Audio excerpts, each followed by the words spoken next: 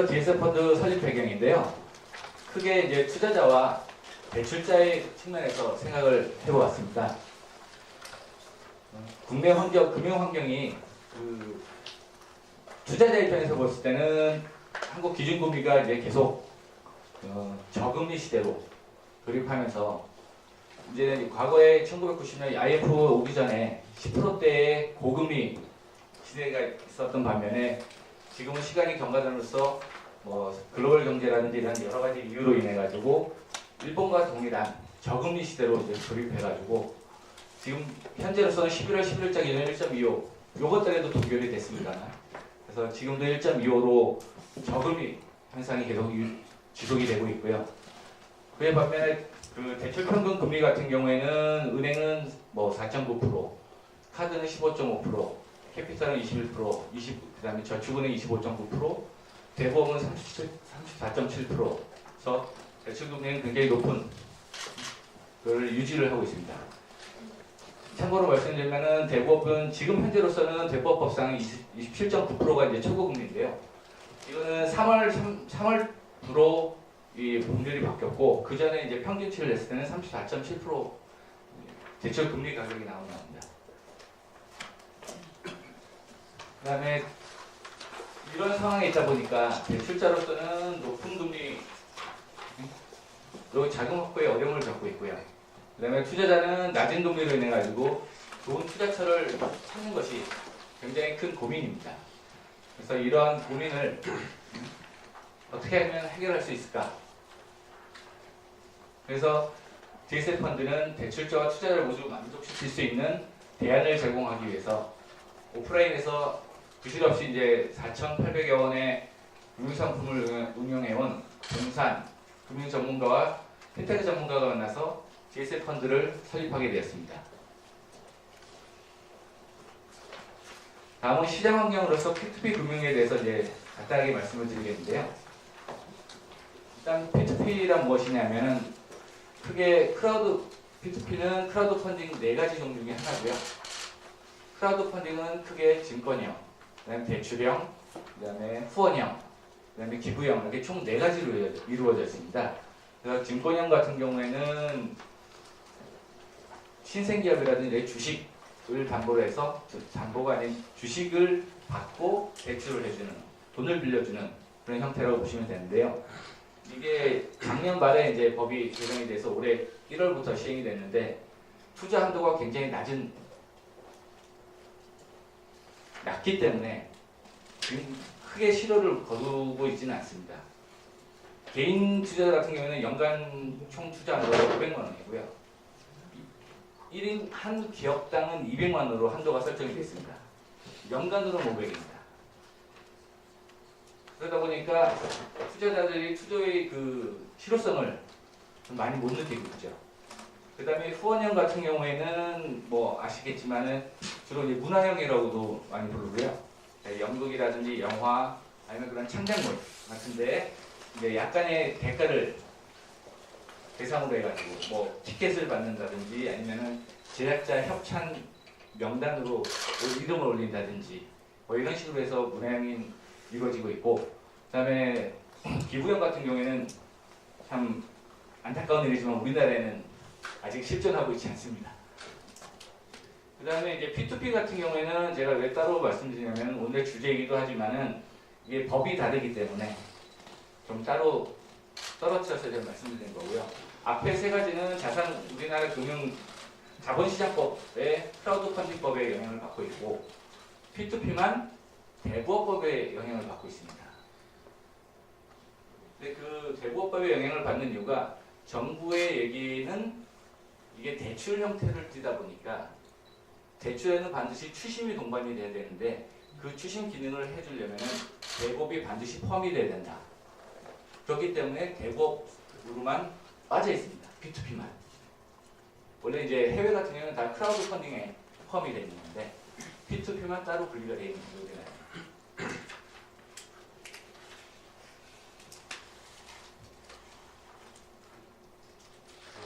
P2P 금융 같은 경우는 지금으로서는 좋은 대출자로서는 중금리, 물론 저금리였으면 좋겠지만은 구조상 저금리로 지원을 해줄 수는 없는 거고, 그렇다고 고금리보다는 훨씬 더 낮은 안정된 10%대의 그 금리를 적용해 줄 수가 있고요.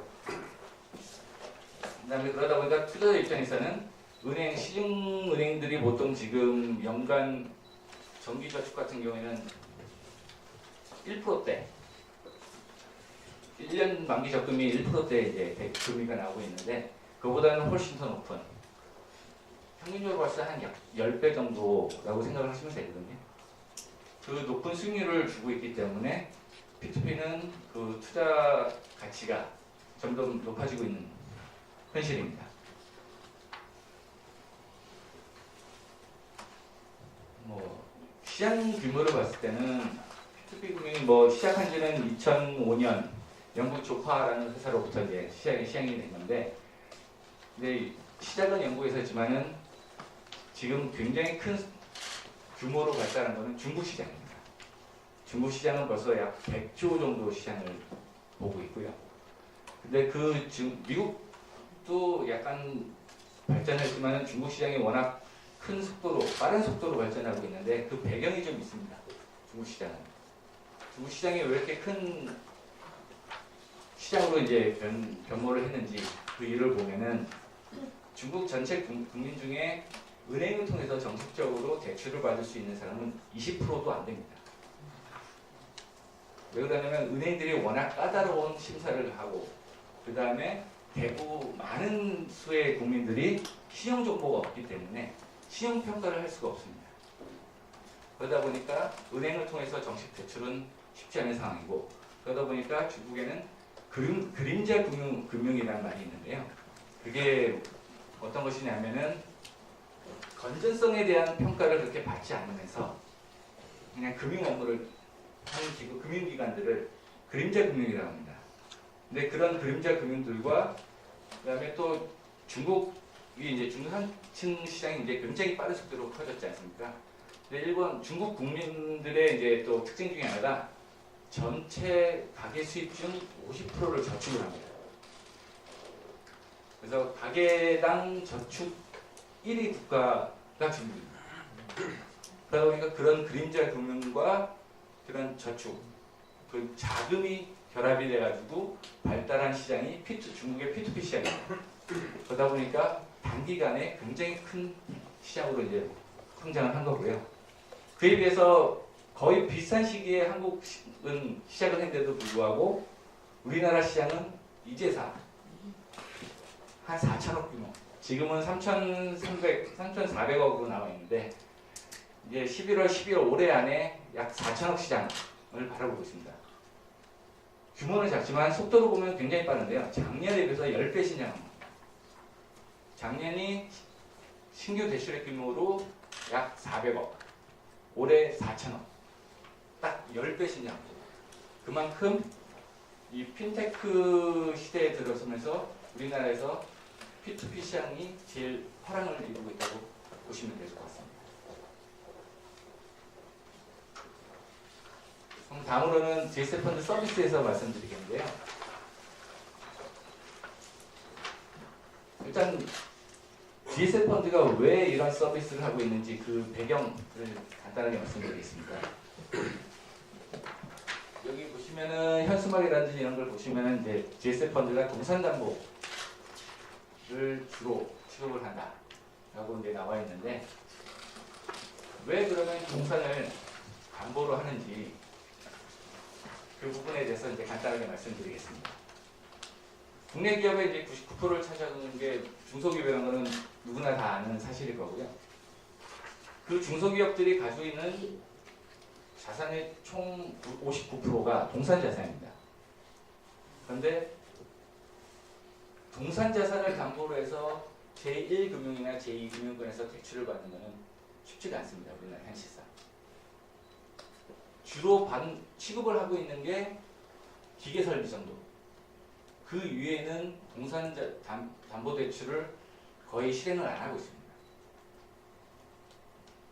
근데 문제는 뭐냐면 2012년에 금융당국이 은행권과 TF를 조성해가지고 동산담보대출 상품을 한 적이 있습니다. 2012년부터. 근데 그 1년 정도는 잘 운영이 되는 것처럼 보이다가 그게 지금 점점 점유율이 떨어지고 있고, 지금은 이따가 이제 나중에 나오겠지만은 여기 보시면은 지금은 잔고는 3,500억 정도 수준으로 계속 떨어지고 있는 것입니다. 이게 떨어지는 이유가 무엇이냐면은 수익이 안 나기 때문에 은행들이 다른 부동산 담보 대출을, 손쉬운 부동산 담보 대출이 있기 때문에 동산 담보 대출을 취급을 안 하려고 합니다.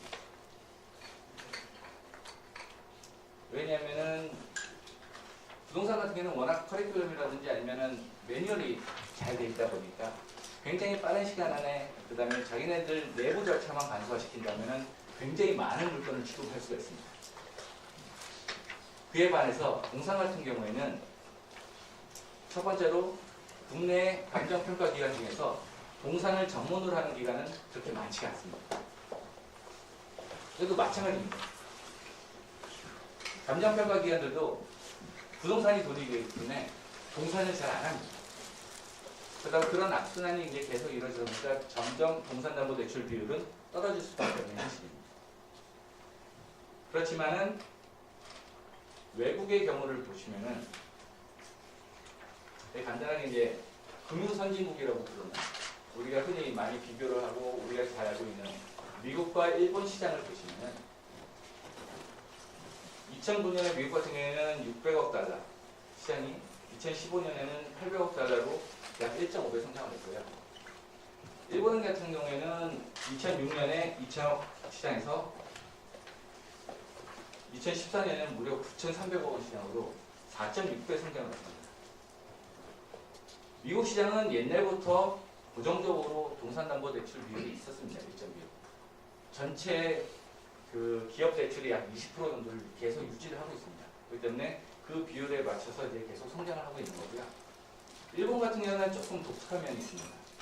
왜냐면은 우리나라도 아까 말씀드렸지만은 2012년에 우리나라 동산담보대출을 취급을 했었다고 그러는데 일본도 마찬가지로 2009년부터, 그러니까 2009년이 어떤 시기냐면은 글로벌 금융위기 이후에 그때부터 은행권들이 처음에는 정부 산하 이제 금융기관부터 시작을 했습니다.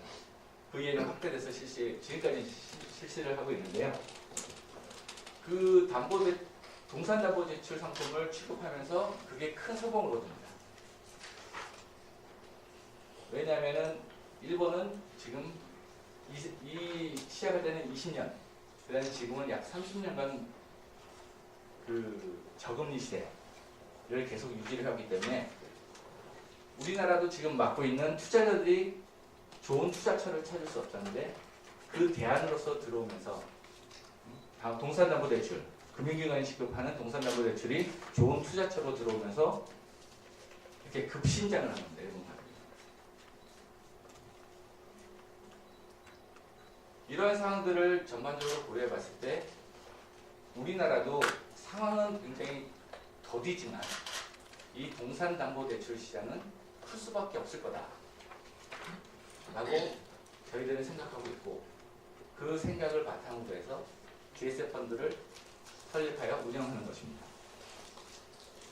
그래서 저희가 취급하는 상품을 보시면요, 지금 이제 수익 특산물, 그다음에 뭐 귀금속, 뭐 금이라든지 그런 뭐 다이아 이런 것도 동산일 수 있고, 뭐 동산이라는 게 부동산을 제외하면은 모든 게 다 동산이기 때문에 담보로서의 가치가 있고, 그 다음에 그 가치라는 게 물론 금액도 중요하지만 얼마나 황금성이 보장이 되는지, 이런 가지 여러 가지 조건만 해내면은 부동산을 제외하면 모든 상품을 저희가 취급을 할 수가 있습니다. 수입자동차, 이거는 뭐 누구나가 다 자산으로서의 가치를 느끼는 거니까. 그 다음에 매출채권, 이런 거는 이제 기업이라든지 이런 사람들이, 이 은행들이 또 이런 매출채권 담보를 안 해주고 있습니다.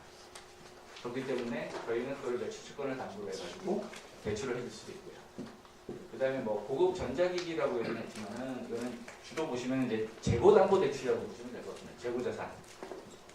기업들이 가지고 있는 처리 못한 재고자산을 담보로 해서 대출을 해줄 수도 있고요.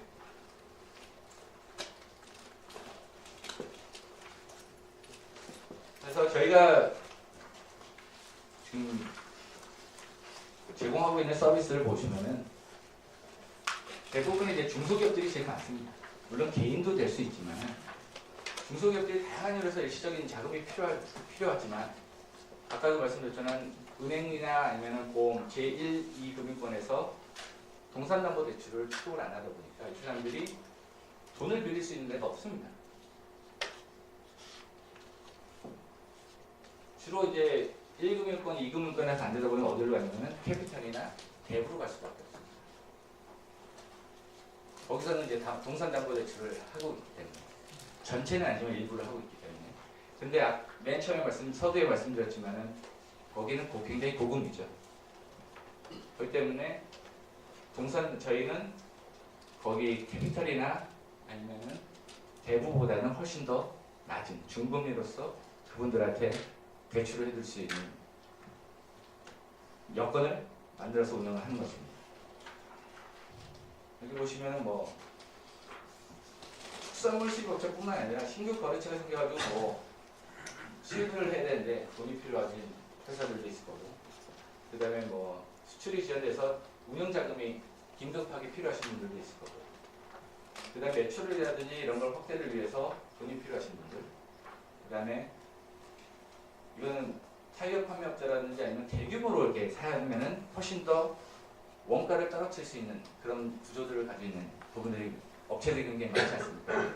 그런 분들은 대규모로 이제 구매를 해야 되는 거. 그러면 이제 목돈이 필요하니까. 근데 이걸 가지고 은행이라든지 이런 데서는 대출을 못 받으니까 저희가 이제 취급을 할 수 있는 거고요. 그다음에 뭐 주유소도 마찬가지입니다. 저렴할 때 사면은 뭐 당연히 많은 양을 좋은 가격에 대입할 수 있으니까. 그다음에 저작권자 같은 경우도 할 수 있고요.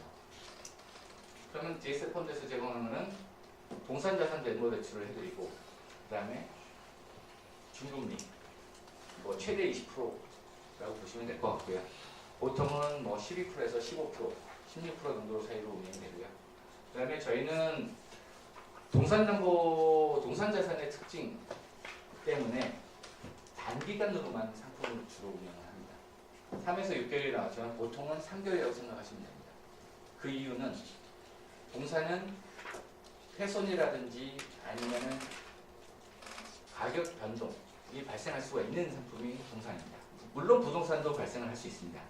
그렇지만은 동산 같은 경우에는 그로 인해 가지고 훼손이나 아니면 여러 가지 상황이 발생했기 때문에 그걸 최대한 막고, 그다음에 가격 변동에 대한 리스크를 최소화시키기 위해서 3개월 아주 단기 상품으로만 운영하고 있습니다.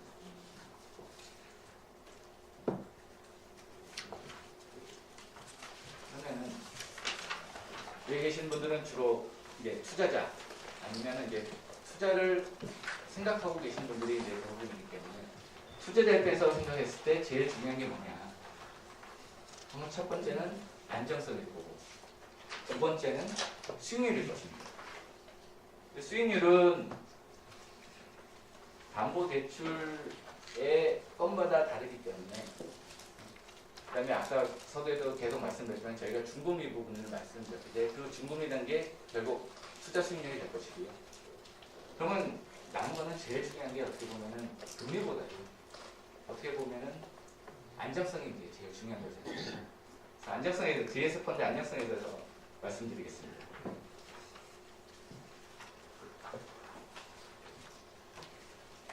저희는 대출자, 담보물, 외부원평 리스크를 이제 최소화하기 위해서 리스크 해치 시스템을 운영 중에 있고요. 첫 번째 이제 제일 중요한 대출자 리스크를 해치하기 위해서 담보 제매 계약 이런 시스템을 운영하고 있습니다. 이 부분은 이제 다 추후에 더 자세히 나올 거니까 그때 다시 말씀드리기도 하고요. 그 다음에 심사평가 시스템은 내부 평가, 그 다음에 아까 말씀드렸던 저희 외부 심사위원이신 강동 대표님을 통해서 외부 심사평가를 하고 있고, 그 다음에 나이스 신용평가를 추가로 세 가지 방법을 통해서 평가를 운영하고 있습니다. 그 다음에 낮은 담보대출 비율, 담보물 감정가 대비 최대 70%, 70%를 초과해서는 절대 해드리지 않고 있습니다. 그 다음에 이 부분도 뒤에 다시 한번 나오기 때문에 그때 다시 한번 말씀드리고요. 그 다음에 담보물 리스크로서는 감정평가사를 통해서 저희가 담보물 시세를 감정을 하고 있습니다. 그리고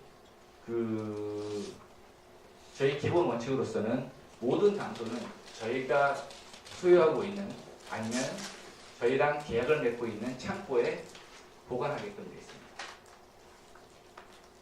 그리고 보관과 동시에 손해화재보험에 반드시 가입을 하게 되어 있고요. 그래서 이 두 가지를 통해서 담보물 리스크를 해치하고 있습니다. 그 다음에 외부 환경 리스크는 좀 전에 말씀드린 대로 저희가 통제 불가능한 여러 가지 외부 환경이 발생할 수 있기 때문에 그거를 최소화하기 위해서 아주 단기 상품으로만 운영을 하고 있습니다.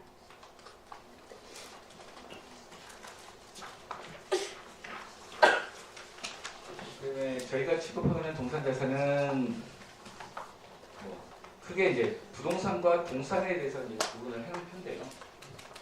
이거는 보시면은 낮은 황금성 부동산 같은 경우에는 부실 발생 시에는 당연히 처분하기가 어렵겠죠.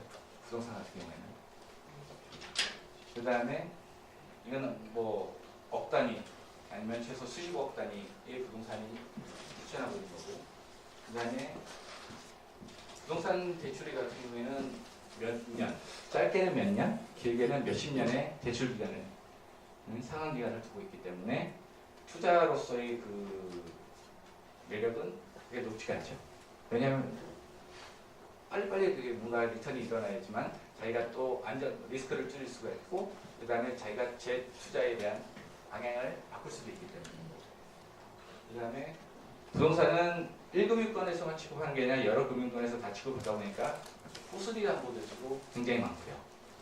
그로 인해가지고 리스크는 더 올라갈 수가 있죠. 그 다음에 외부 환경 변화에 가격 변동이 민감하다라는 부분이 있는데, 지금 당장만 하더라도 오늘 오전에 미국 같은 경우에는 이제 트럼프 대통령이 당선 확정이 됐다고 기사가 나왔는데요. 지금 그로 인해 가지고 미국이 내년 금리 인상이 최소 3번 정도 일어날 것으로 전문가들이 예상을 하고 있습니다. 그렇게 되면은 우리나라는 최소 1번 내지 2번은 인상을 해야 됩니다. 우리나라. 그렇듯이 그러면은 금리를 인상하면 당연히 대출금리도 올라가야 되는 거고, 그런 외부 환경에 굉장히 민감할 수밖에 없죠.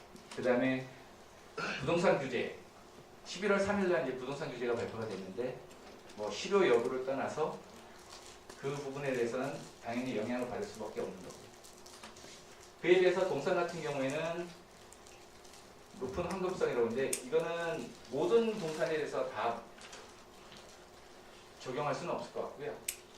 저희 같은 경우는 이렇게 쓸 수 있는 이유는 재매입 계약이란 시스템 때문입니다. 그 부분은 다음에 더 정확하게 말씀드리고요. 상품단 작은 대출 규모는 아까 말씀드린 대로 LTV를 최대 70%까지만 준다는 부분. 그다음에 단기 상환 기간은 3개월. 그다음에 당연히 동산에는 후순위라는 게 없을 거고요. 그다음에 다양한 상품이 있다는 거.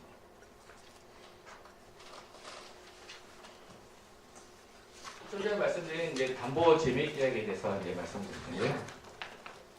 저희가 운영하고 있는 담보 재매입 계약 시스템은 뭐냐면은 대출자가 당연히 대출을 받으러 오실 때 담보물이 당연히 있어야 되겠죠.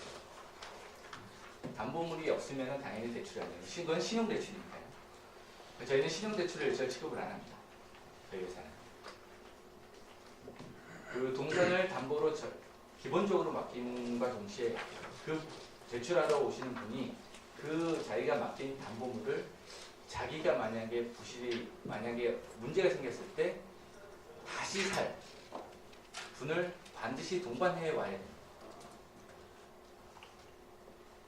그게 어떻게 보면은 연대보증이라고도 할 수 있을 것 같은데요.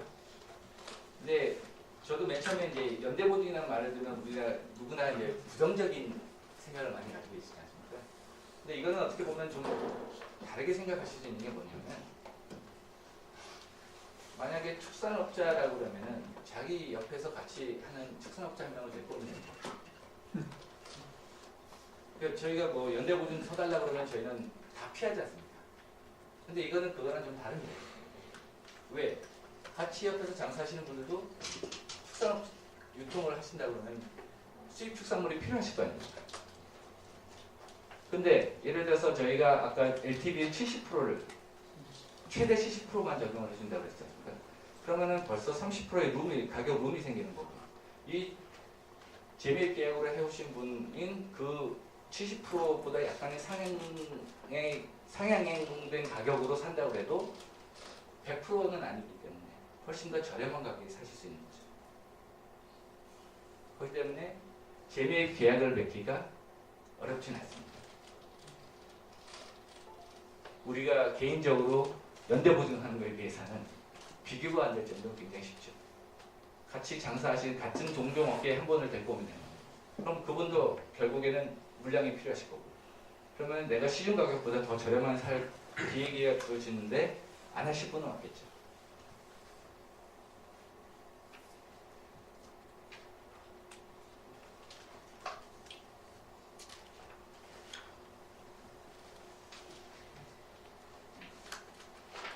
그래서 재매입 계약은 방금 설명드린 대로 만약에 대출자가 문제가 발생하면은 그 즉시 계약 내용에 의거해서 그 재매입 계약을 맺으신 분한테 매각을 할 수가 있습니다.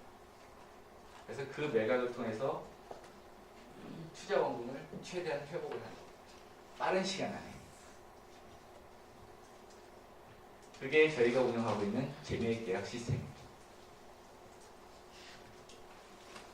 아까도 계속 말씀드렸지만은 담보인정 비율을 최대 70%까지만 적용을 한다고 했는데요. 그거는 가격 변동폭이 굉장히 적을 때 최대 70%까지 그 담보인정 비율을 적용한다는 거고요.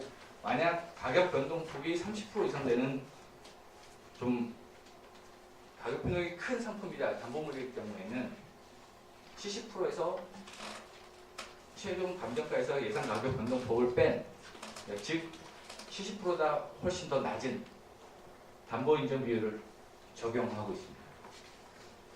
그러니까 그러면 뭐 예상 변동폭이 크면 커질수록 뭐 담보 인정 비율은 뭐 50%가 되든지 하면 더 그 이하로 떨어질 수도 있는 거고. 그렇게 해서 저희가 그 담보에 대한 리스크를 해지를 하고 있습니다.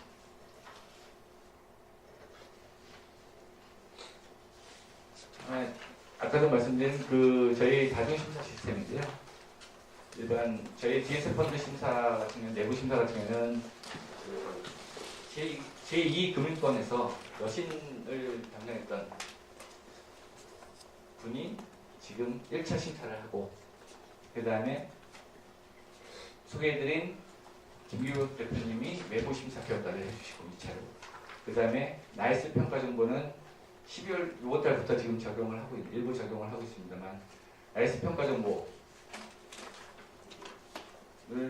통해서 평가를 하고 있고, 그 다음에 감정평가법인을 통해서 최종을 이렇게 총 4가지 심사를 통해서 담보심사, 대출심사를 진행하고 있습니다.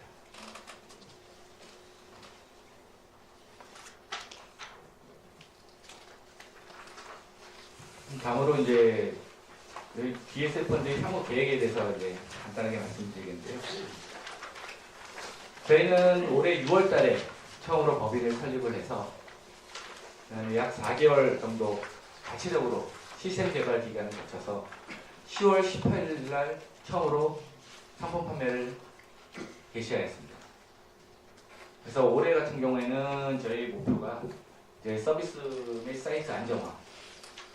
그러다 보니까 혹시 저희 투자하신 분들도 계실 거고, 이제 사이트를 구경하신 분들도 많으실 텐데, 왜 여기는 동산담보 회사인데 상품의 대부분은 특산물이냐 라고 생각하시는 분들이 있을 수도 있는데, 그 이유는 아까 서두에 이제 박인천 대표님을 이제 소개해 드릴 때 말씀드렸지만, 오프라인에서 저희가 축산물 중심으로 지난 8년간 5천억 정도를 파이낸싱을 해왔기 때문에 저희가 제일 잘할 수 있는 상품이기 때문에 그 상품이 많은 겁니다.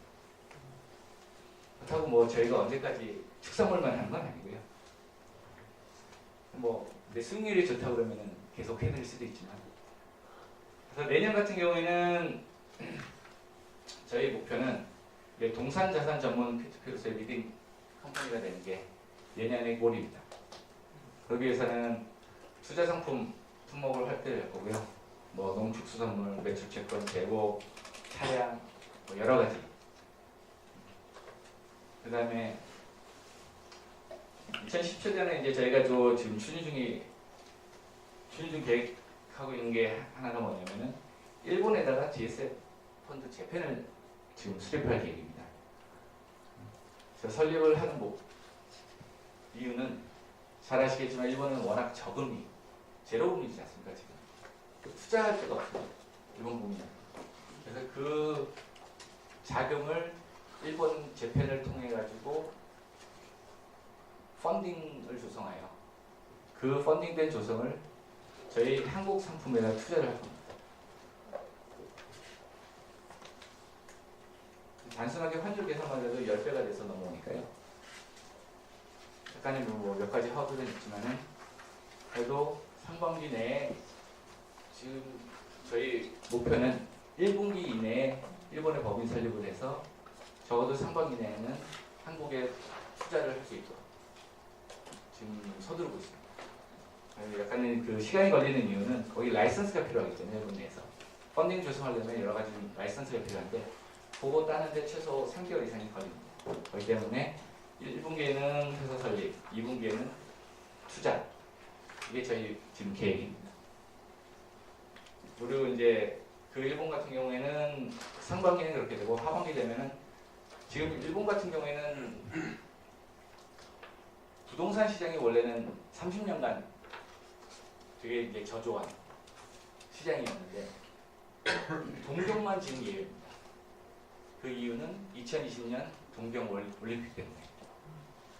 그래서 동경은 굉장히 부동산 시장이 좋습니다. 그래서 일본에서 부동산이라든지 아니면 동산담보 전체적인 상품을 운영할 계획이고요. 올해 안에. 그 다음에 이제 일본은 국내 같은 경우는 이제 개인 투자자 모집은 당연히 계속 지속적으로 저희가 진행해 나갈 거고, 그 다음에 또 한 가지 또 중요하게 생각하고 있는 게 이제 기관하고 법인 투자자 모집을 지금은 크게 하고 있지 않지만 내년에는 굉장히 본격적으로 진행할 예정입니다. 이 기관하고 법인 투자자를 모집하는 이유는 안정적인 상품을 운영하기 위해서입니다. 안정적으로 더 많은 상품을 운영하기 위해서. 고정적인 투자처를 모집하는 거죠. 그 다음에 이를 위해서 이제 저희가 또 실시한 게 뭐 세미나라든지 아니면 지금 하고 있는, 지금 올해가 이제 오늘 하는 게 1차, 제 1회 투자 설명인데 이제 정기적인 투자 설명을 지속적으로 개최를 할 거고요. 그 다음에 2018년에는 저희가 목표로 하는 거는 그 P2P 회사가 아니라 크라우드 펀딩 기업으로 지금 나갈 계획입니다.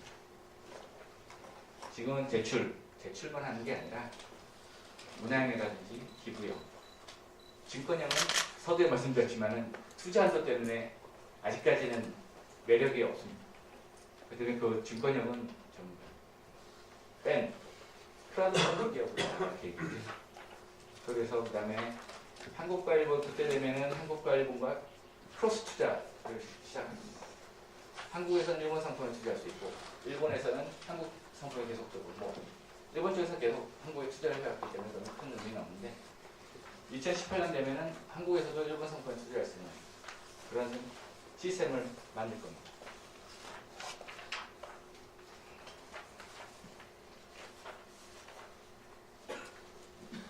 좀 전에 말씀드린 일본 GS 펀드 재팬 뭐 거기인데요. 저희가 같이 이제 진행을 하면 일본 측 회사가 트레이스 컨설팅이라는 회사인데 이 사이트는 어떤 회사냐면은 주식 스타클럽을 운영하는 주식 정보 사이트입니다. 회원을 3만 명에서 4만 명 정도 가지고 있고요.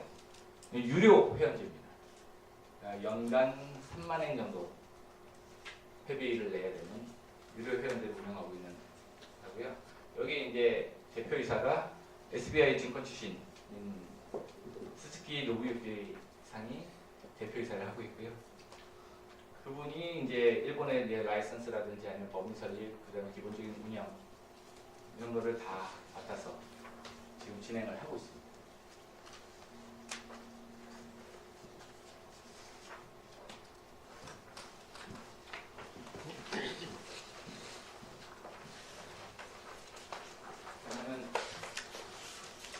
다음으로는 이제 저희가 지금까지 11호 상품, 지난주까지 11호 상품을 오픈을 했고요.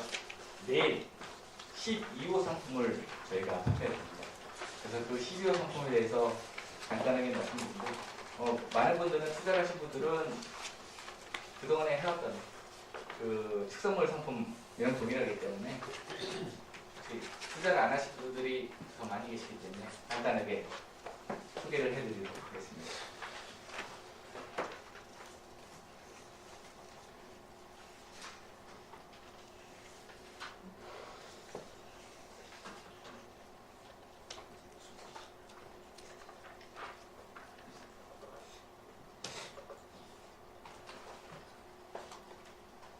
총 금액은 2억이고요. 그다음에 수익률은 전과동일하게 16.5%입니다. 그다음에 대출 기간은 90일, 3개월이고요. 출산물은 최고 대출 인정 비율은 최대치 70%입니다. 저는 말씀드렸듯이 저희가 자신 있는 상품이기 때문에 최대치로 지금 하고 있고요.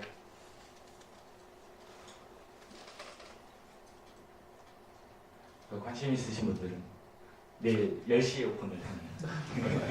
많은 참여 부탁드리겠습니다. A2 등급이라는데 혹시 뭔가요? A2 등급은 저희 이제 심사, 아까 이제 4가지 이제 다중심사 시스템을 말씀드렸지 않습니까? 그에서 나온 이제 평가 등급입니다. 그러니까 저희 A1부터 A2, A3 이렇게 순서로 B1, B2, B3, 뭐 C, D까지 있는데 저희는 B3까지만 대출을 해주고요. C, D 등급은 대출을 안 합니다. 안 한 등급으로 분리해서 운영하고 있습니다.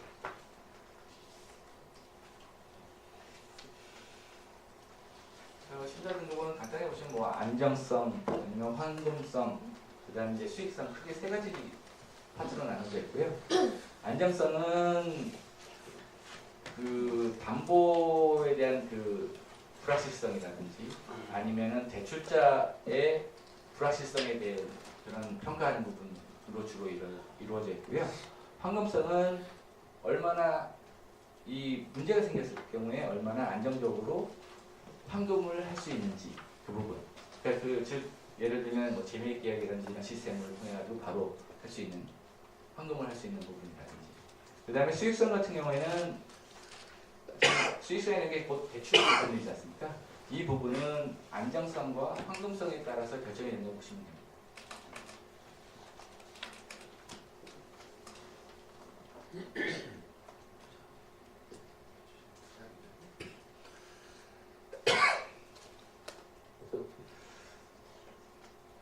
투자기 같은 경우에는 이제 이걸 진행을 하시면은 기본은 이제 회원가입이라든지 이런 걸 다 해주셔야 되지만 저희가 10만 원 단위 최소 10만 원부터 시작해서 최대 한도는 없습니다. 물론 내년에 가면 생길 수도 있습니다. 아시겠지만 11월 초에 이제 정부에서 가이드라인을 발표한 게 있습니다. 그래서 지금 일반 투자자 같은 경우에는 투자 한도를 1,000만 원으로 둔다. 한 회사에 대해서 그렇게 이제 하고 있는데 그거는 지금 여러 가지 상황이 미묘하게 겹쳐 있다 보니까 지금 어떻게 진행이 될지는 좀 내년에 가봐야 될 것 같습니다. 일부 야당 의원에서는 2배로 뭐 발의하겠다라는 부분도 있고 그래가지고 지금 정확하게 어떻게 될지는 결론은 아직 안 난 상태고요. 그 부분은 내년에 좀 상황을 예의주시해야 될 것 같습니다. 그래서 투자하기 버튼을 누르시고 금액을 설정하신 다음에 그 설정을 해주시면은 이자라든지 아니면 이런 부분이 기본적인 수익 상황이 나오고요. 그래서 순위적으로 투자하기 버튼을 다시 한번 누르시면은 얼마를 투자를 입력을 하셨고 언제 하셨고 그 다음에 다시 한번 이제 확인하는 거죠. 금액이 맞는지 아니면은 이게 이대로 진행해도 되는 건지 이런 걸 다시 한번 리마인드 시켜드리고 그냥 확인을 누르면은 완료가 돼요. 아주 간단합니다. 그래서 이렇게 되면 투자 완료가 되면은 이 전반적인 내용을 다시 한번 말씀드리고 그 다음에 언제까지 입금을 해 주십사 하는 내용을 안내를 해드리고 이 부분은 회원가입 때 입력해 주신 휴대폰으로도 메시지로 전달이 될 겁니다.